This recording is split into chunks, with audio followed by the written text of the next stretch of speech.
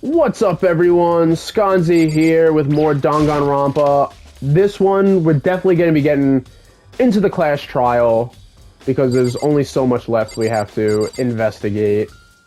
Alright, Celeste, what do you got for me? Celeste, what are you doing here? This warehouse is amazing. It has absolutely everything one might need to live a full life. From food to clothes to towels, there's an endless supply to choose from. I see that, but have you found anything related to the case? Most unfortunate. I knew you were going to ask me that. I thought talking about the warehouse itself might misdirect you, but I see it was pointless. Then, did you find something? Very well, I will tell you, and only Actually, you. Last night, I saw her here. Chihiro was in the warehouse. What? Indeed. Really? This was right before nighttime. what are you doing out this late? Oh, I was just... I would have been like, good question, what are you doing out this Are late? you planning to go exercise, perhaps? What? How did you know?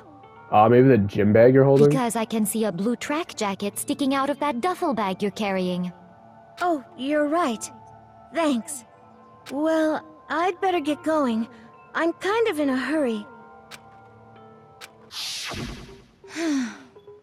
I like how Celeste's hair is like blue in like the art, but clearly she has like black hair. She stuffed the jacket into her bag in a hurry. It was almost like she was trying to hide it. And just like that, she was Yes, gone. indeed. I assumed she was merely stocking up to go exercise in the morning, but it would appear she ignored the nighttime rule and headed directly to the girls' locker room. If she hadn't broken our rule, none of this ever would have happened. Wait, but didn't you break the rule too? You get what you deserve, I suppose. Alright, it's a little harsh. You may be my favorite female character in the game, but it's still a little harsh. No exceptions.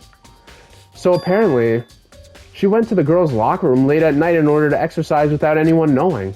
But the strange thing is, there's no trace of the track jacket or duffel bag Celeste said she saw Chihiro carrying, which would mean the killer would have gotten rid of it somehow. Celeste's account has been added to the truth bullet section of the handbook. Well, I guess we're all wrapped up there. Oh, finally. It's so nice when, like, you just do one thing and then you can leave an area and it's not like, wait, there's still more! Alright, well, now what the helly?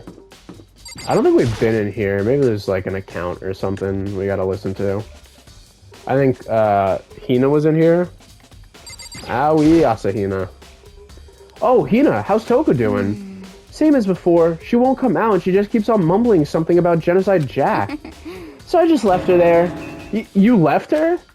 My head was all swimmy, and I was getting pretty hungry. Yeah. Oh, but don't worry. I'm gonna head back as soon as I'm done eating. Toko's not exactly pleasant, but I'm still worried about her. Speaking of which, what are you eating? A donut, of course. Of course. There's two things I'm sure God created. Outer space and donuts. Really? I bet Chihiro would have liked to eat more donuts. Maybe that was her one big regret. Oh, I'm sure. I should have tried to spend more time with her. Give her lots of donuts. Come to think of it, who did she spend time with? Yeah, she was a little bit strange. Didn't really hang out with the other girls much. It was like she was trying to keep her distance from us. Actually, Sakura said something similar. Says that even though you and her invited Chihiro to exercise with you, she always refused. Yeah, totally. Yep, it's true. And it wasn't just us either. It was like she stayed away from all the girls. Was she just shy? I don't know. She talked to boys all the time. Isn't it kind of weird to be shy around your own sex, but totally fine with the opposite sex? Oh wait, maybe. Maybe she was used to guys spoiling her. The law says you can't judge a book by its cover, right? You think so? I never really saw her as that kind of girl. Awie's account. Yes, I knew it. I was like, this should be the last one. Alright, into the class trial. It's about time. Alright, Monokuma, send us on our way. I'm getting tired of waiting. Shall Me we just too. plunge right in? It's Yes. the moment you've all been waiting for. The class trial. You remember where to meet, right? Please go through the red door on the first floor of the school. Yes. We know, Mr. Monokuma. Mr. Monokuma! Begin the class trial, or... What? It's about to begin... Wait, what? Huh? The red door is right through here. The classic red what is this design called? Like that's like the hex diamond design, whatever. Suede, plaid, I don't know. It's a cool looking door. Ahem. So is everyone ready to what? Am I blind or are we missing someone? Oh, let me guess, you're gonna make a joke about the dead person. Ha, we get it, Monokuma, you're so funny. Yo. Oh no, they're talking about Toko. Never mind. Yeah, Toko's not here.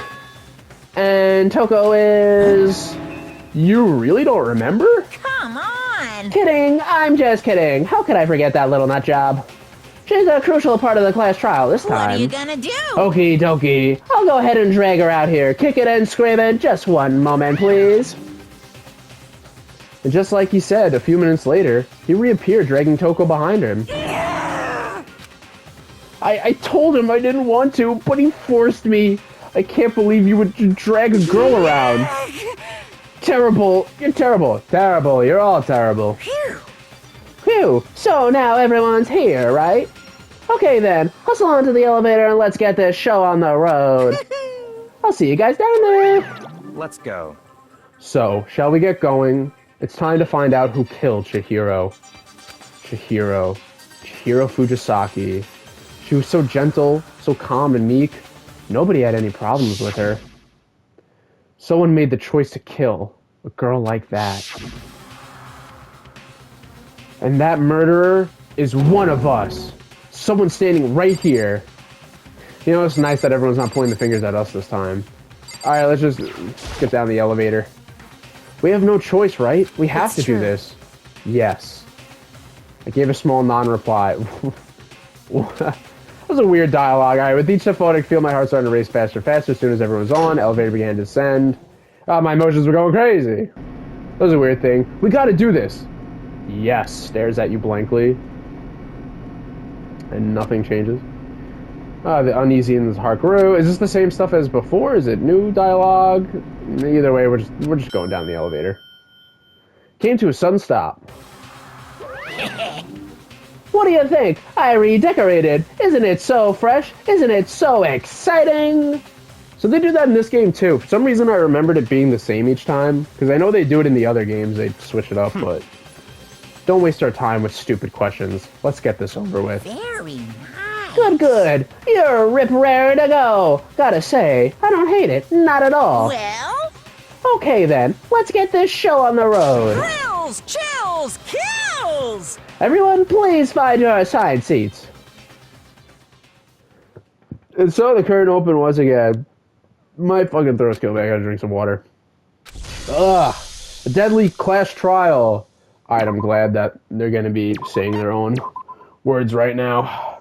Give me a chance to... Oh, do we have any skills unlocked? No, we don't. I forget how you unlock skills in this game. I don't really care though. We're just gonna finish preparations.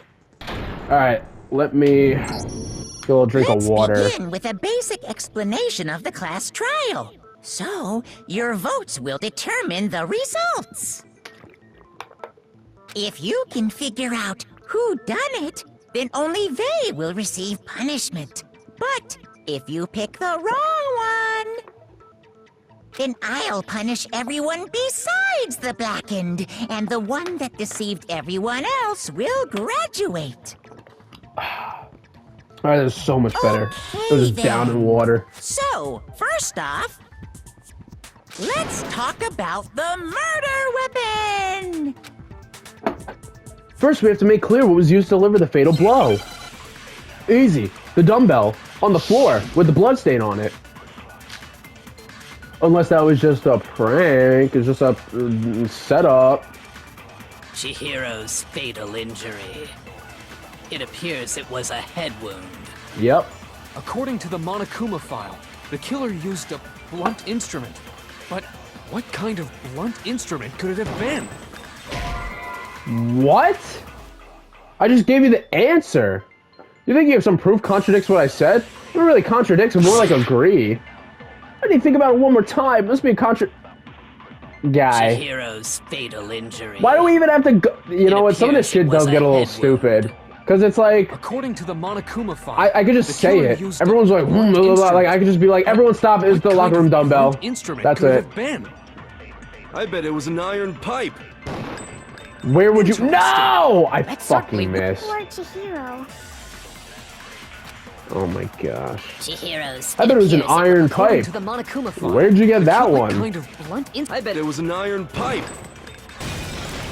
No, that's wrong.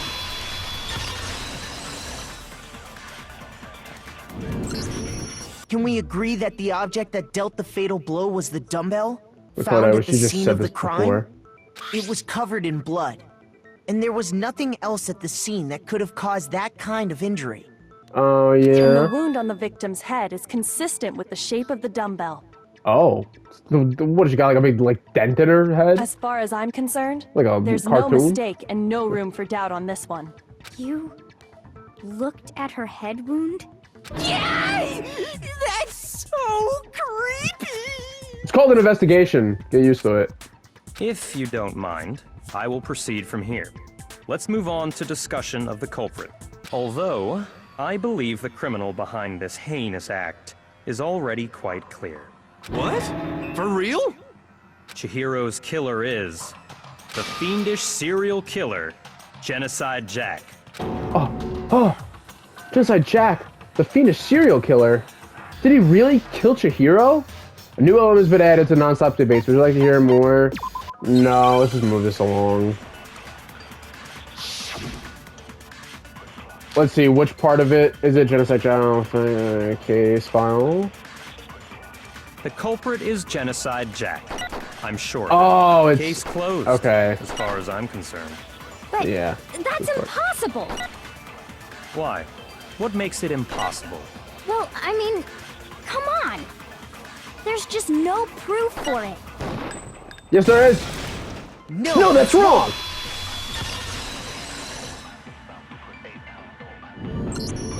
Makoto's classmates are gonna get real sick of him saying that. They're gonna be like, you could just like speak up. You don't have to be like, no, that's wrong every time. What? That's I the found this iconic file catchphrase. while I was looking around the archive in the library. I guess it's some kind of confidential file the police put together about the Genocide Jack case. What? That's kind of weird as shit, isn't it? What was something like that doing in the library? The why of it is probably more trouble than it's worth. So let's forget about that for now. More importantly, it outlines all the specifics of every Genocide Jack case in exceeding detail. According to the file, there appear to be two defining characteristics in every Genocide Jack case. Wrong. There's actually a third, but we'll get to that later. First is that a bloody message is found written at the scene of every murder. Oh, that's right. Boob lust.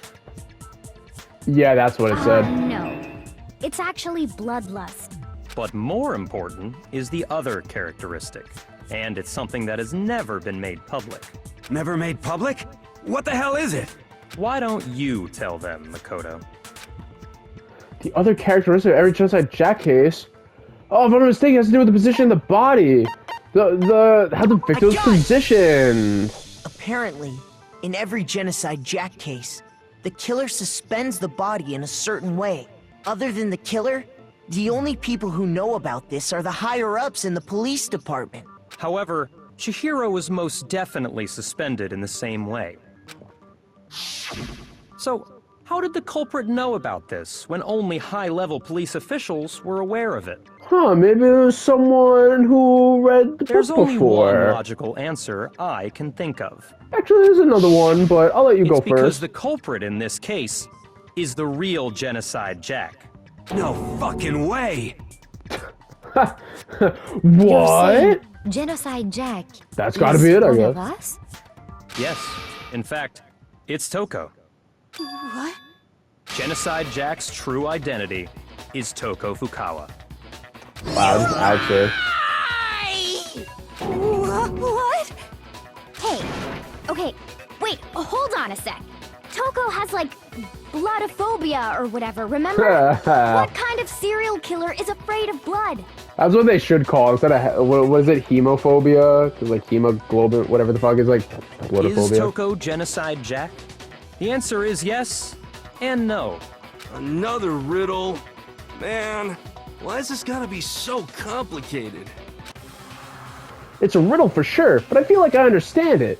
What it means for Genocide Jack to be Toko, but also to not be Toko? The answer is that she's not just one person, but multiple people, right? Oh, Hangman's Gambit. What? What is this word? I thought it was just gonna say, like, split personality. Is it fuck? S? Okay. So... Oh, is it supposed to be skits? She's skits! Oh my gosh. Is that the actual word they're just using? Is that saying, like, wait a second, hold on, that can't... Wait a second. Is a T coming up?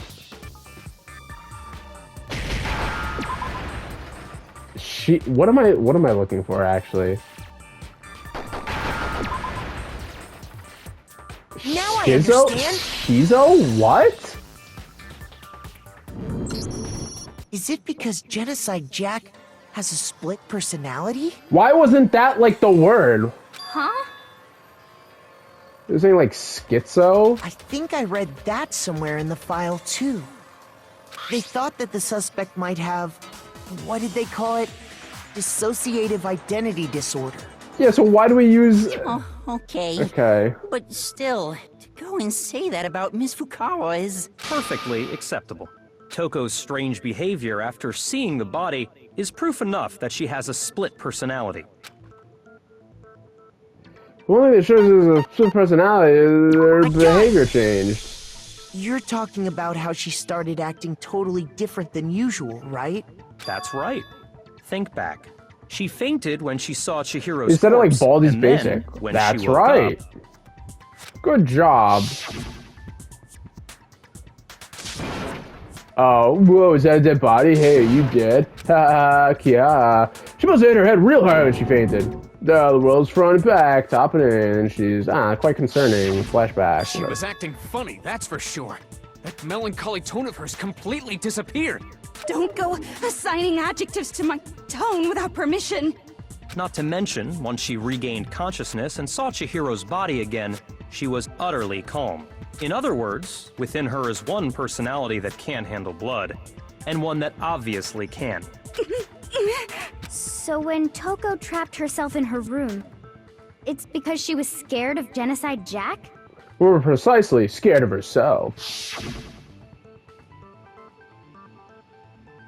I won't let Genocide Jack have control. I'll drive out the killer, drive out the murderous fiend. The reason she locked herself in her room wasn't to keep other people from getting in. It was to keep her other personality from getting out. What? Toko was afraid. Afraid of the murderous fiend inside of her. Of killing even more people. How? Yeah. How can you know all this?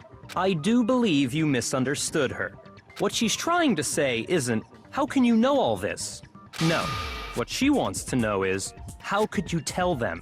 Oh. Last night, just before Monokuma gave his motive speech, Toko and I had a strange conversation. She told me a most interesting story. She said a murderous fiend lived within her, and she was afraid it could appear and attack at any time. And that trepidation is what's caused her to have such a bleak attitude. Isn't that right, Toko? This is all a lie. Right, Toko? You said you wouldn't tell anyone. What? You promised! I can't believe you lied! And the truth You has have been only revealed. yourself to blame. You came to me with your tragic little story. I didn't ask you to. Damn, come on, have a little compassion, This Byakuya. is the real world, not some romantic fantasy fairy tale. And where does the romantic fantasy fairy tale come from? The real world, so it's a little bit of it. Besides, you broke your promise first. You said that as Oh? long as you were here, no matter what, you wouldn't let Genocide Jack kill anyone. Oh, Byakuya. Technically, you broke a promise first. But in spite of that promise,